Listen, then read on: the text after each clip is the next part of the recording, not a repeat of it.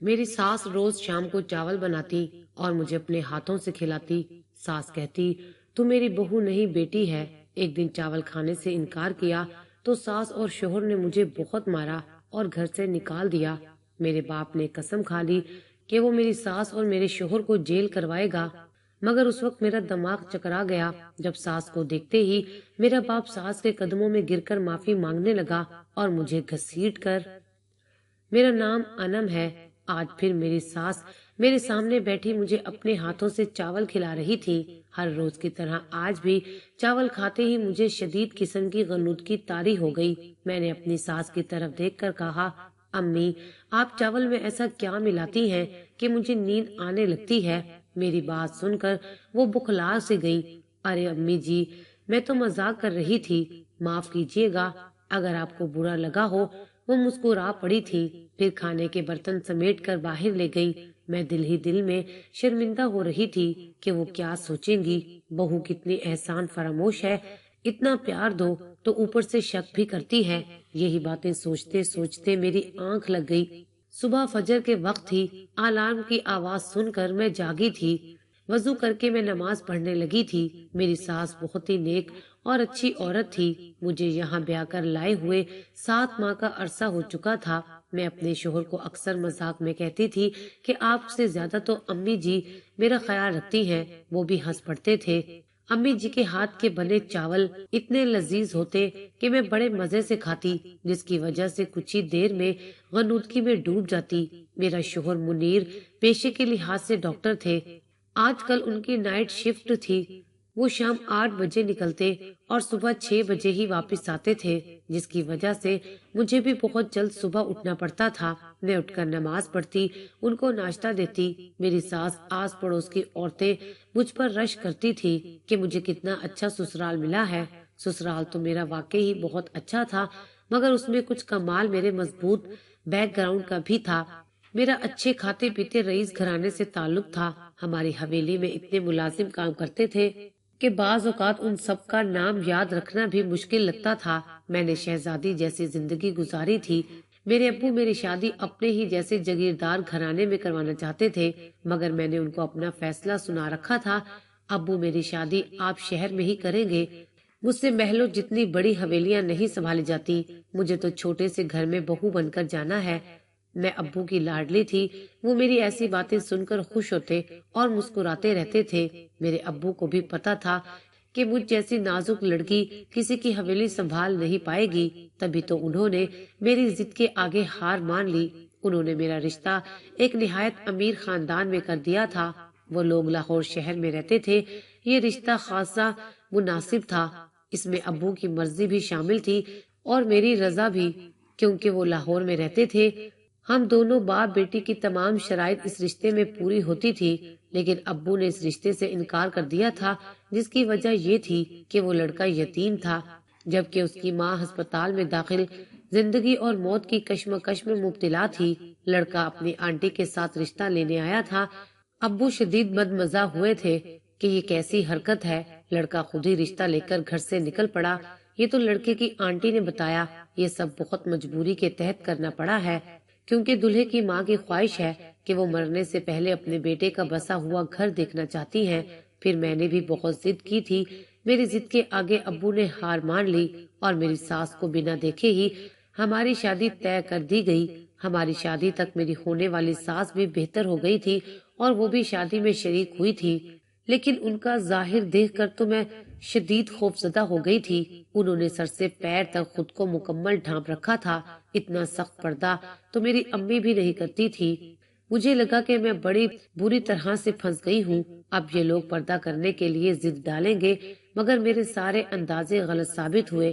مجھ پر کچھ بھی مسلط نہیں کیا گیا تھا، بلکہ یہاں میں اپنی مرضی کی مالکہ تھی۔ اگر میں کہوں کہ منیر سے شادی کرنا میری زندگی کا بہترین فیصلہ تھا تو یہ ہرگز غلط نہ ہوگا۔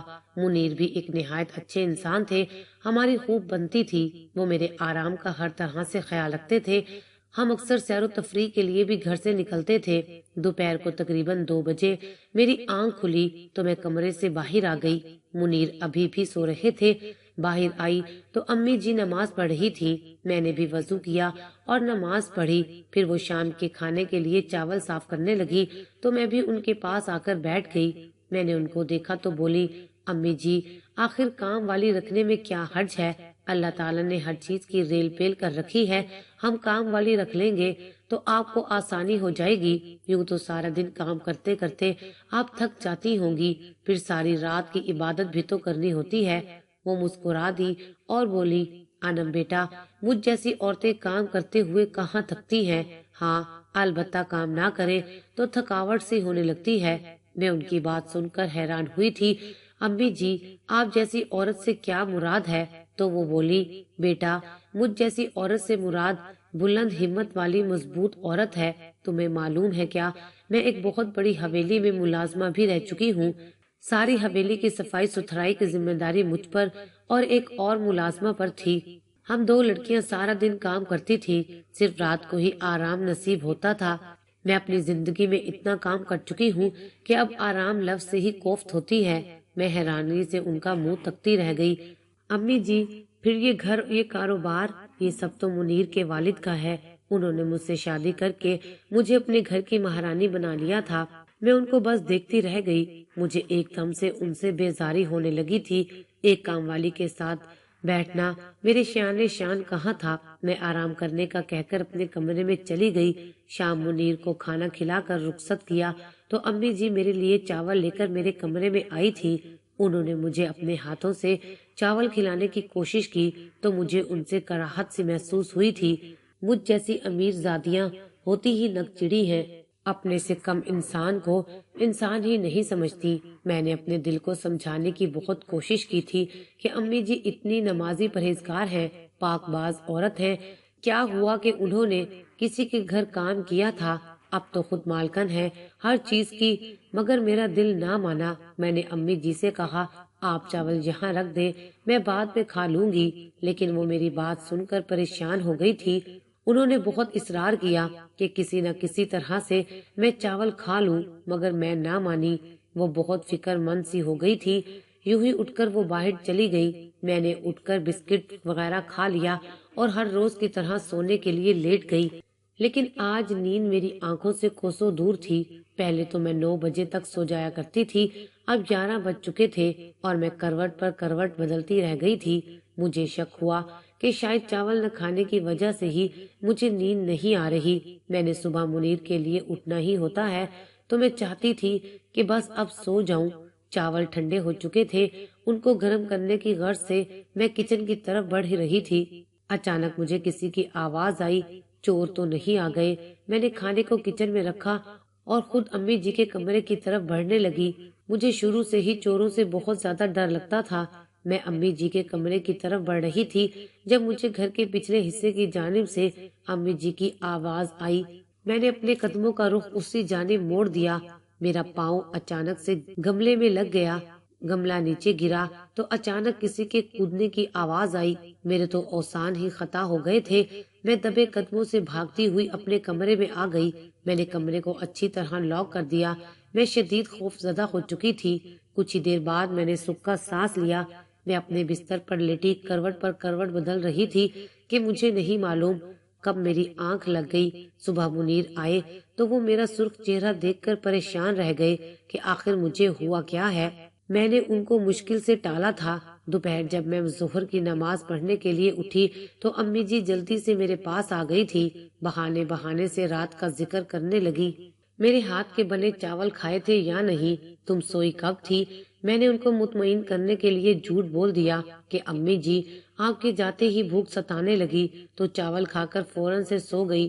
وہ پرسکون نظر آنے لگی تھی، لیکن مجھے دال میں کچھ کالا محسوس ہو رہا تھا۔ بس میں سارا دن نارمل ہی رہی۔ شام کو منیر کام کے لیے نکل گئے تو میری ساس میرے پاس آ کر بیٹھ گئی تھی۔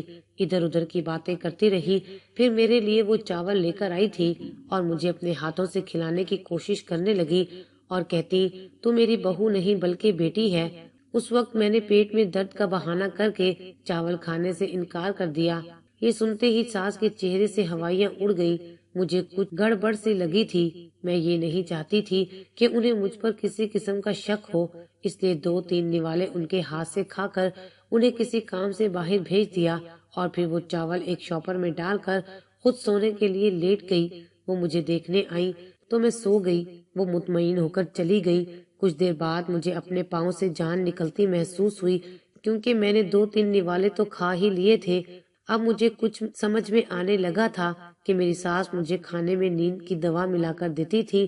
میں نیند سے جنگ کرتی کرتی آخر ہار گئی اور غنودگی میں ڈوب گئی تھی۔ صبح سب کچھ نارمل تھا، جیسے کچھ ہوا ہی نہیں ہو۔ میں نے دل میں پکا ارادہ کر لیا تھا کہ میں اپنی ساس کا راز جان کر ہی رہوں گی۔ دن بھر میں امی جی کرتی رہتی اور شام کو چاول اپنے ہاتھوں سے کھانے کا اصرار کرتی۔ آج بھی میں نے چاول نہ کھائے اور سونے کا ناٹک کرنے لگی۔ میری ساس کمرے میں آئی، مجھے سوتا پا کر باہر چلی گئی۔ ٹھیک 1 گھنٹے کے بعد میں ان کے پیچھے نکل پڑی۔ گھر کے پچھلے حصے کی جانب قدم بڑھاتے ہوئے میرا دل خوف سے کانپ اٹھا تھا، مگر میں پھر بھی آگے بڑھتی رہی۔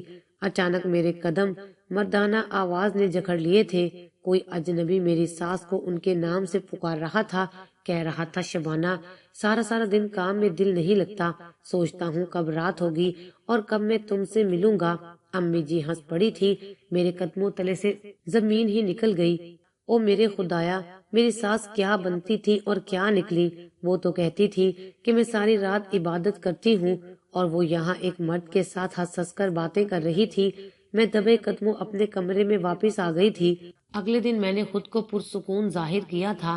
میں امی جی کے پاس جا بیٹھی، ان کو کریدنے کی کوشش کرنے لگی تھی۔ میں نے ان سے پوچھا، امی جی، آپ جس حویلی میں کام کرتی تھی وہ کام کیوں چھوڑا تھا؟ ان کے چہرے پر تلخی چھا گئی تھی۔ مجھے ان سے ایسے جواب کی توقع نہیں تھی۔ وہ بولی، بیٹا، یہ امیر لوگ جتنے بڑے نظر آتے ہیں اندر سے اتنے ہی چھوٹے ہوتے ہیں۔ جس گھر میں میں کام کرتی تھی وہاں کے مالک کی مجھ پر نیت خراب ہو گئی تھی۔ وہ مجھ سے نکاح کرنا چاہتا تھا۔ میں مان بھی گئی تھی، مگر وہ یہ چاہتا تھا کہ نکاح خفیہ ہو اور میں سب کی نظروں کے سامنے ملازمہ ہی رہوں۔ اسی وجہ سے میں نے یہ سب کرنے سے صاف انکار کر دیا تھا، مگر انہوں نے مجھ غریب کی کہاں سنی۔ وہ خود تو 46 سال کی عمر کا تھا، جبکہ میں 20 سال کی معصوم لڑکی تھی۔ انہوں نے مجھ سے زبردستی نکاح کر لیا۔ امیر لوگ اپنے سارے کام زبردستی ہی نکلوایا کرتے ہیں۔ کچھ ہی عرصے میں جب ان کا مجھ سے دل بھر گیا تو انہوں نے اپنی بیوی کے سامنے مجھ پر الزام لگا دیا۔ وہ رونے لگی کہ میں نے ان کے ساتھ غلط رشتہ قائم کرنے کی کوشش کی تھی۔ مالک نے میری ایک نہ سنی۔ انہوں نے مجھے چوٹی سے پکڑ کر گھر سے باہر نکال دیا تھا۔ میں روتی رہی، ان کے سامنے گڑ گڑاتی رہی، مگر انہوں نے سب ملازموں کے سامنے میری بہت تذلیل کی تھی۔ میری ایک بہت ہی قیمتی چیز اس حویلی میں رہ گئی تھی۔ میں نے ان لوگوں کے پاؤں تک پکڑ لیے تھے کہ وہ مجھے میرا سامان لینے دیں، مگر انہوں نے میری ایک نہ سنی اور دھکے دے کر نکال دیا۔ امی جی کی آنکھوں سے بے شمار آنسو بہ رہے تھے۔ ماضی کا غم اور کچھ کھو دینے کا ملال ان کی جھریوں زدہ چہرے سے صاف نظر آ رہا تھا۔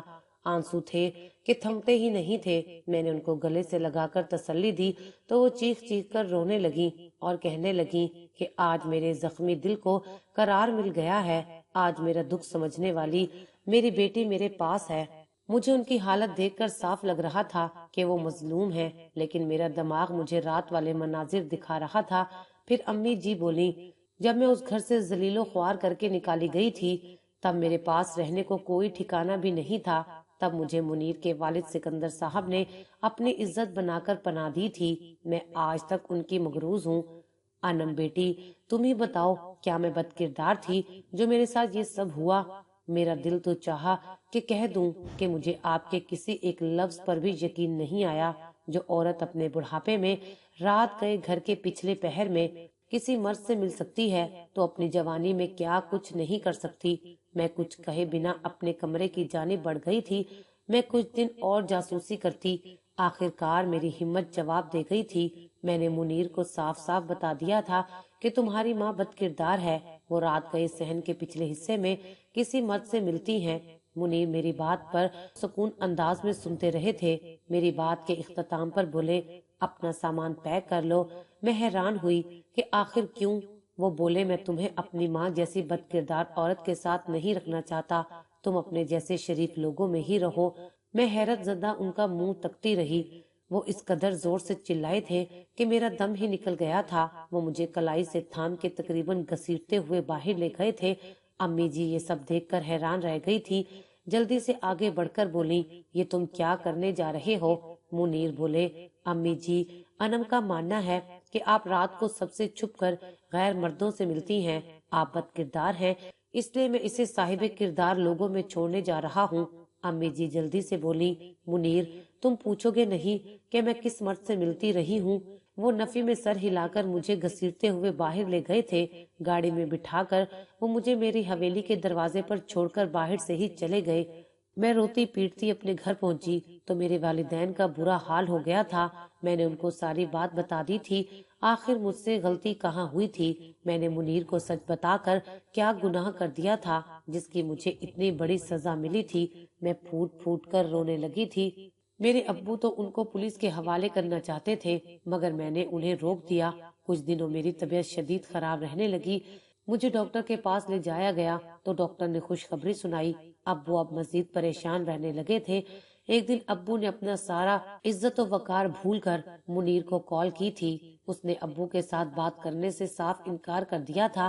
اس طرح 7 ماہ گزر گئے۔ میری ڈیلیوری میں بہت ہی کم وقت رہ گیا تھا۔ مجھے یہی فکر تھی کہ کہیں بچہ ہو جانے کے بعد منیر مجھ سے چھین نہ لے اور یہ نہ ہو کہ وہ مجھے بھی طلاق دے دے۔ انہی باتوں کے پیش نظر ابو اور ماما نے ہار مان لی تھی۔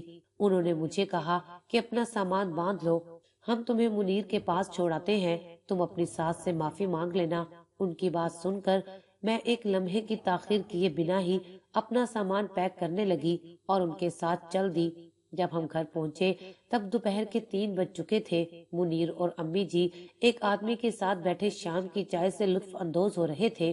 میں نے غور کیا تو وہ آدمی وہی تھا جن کے ساتھ امی جی رات کو چھپ چھپ کر ملا کرتی تھی۔ میں نے اپنے ابو کی جانب دیکھا تو وہ حیران کھڑے تھے۔ تب تک منیر اور گھر والے بھی ہمیں دیکھ چکے تھے۔ میری ساس آگے بڑھی اور کہکا لگا کر کہنے لگی۔ اپنی جیت کی خوشی ان کے چہرے سے صاف واضح تھی۔ ابو آگے بڑھے اور کانپتی آواز میں بولے، شبانہ، تم یہاں؟ ابو کی آواز میں دکھ کا سمندر ٹھاٹھے مار رہا تھا۔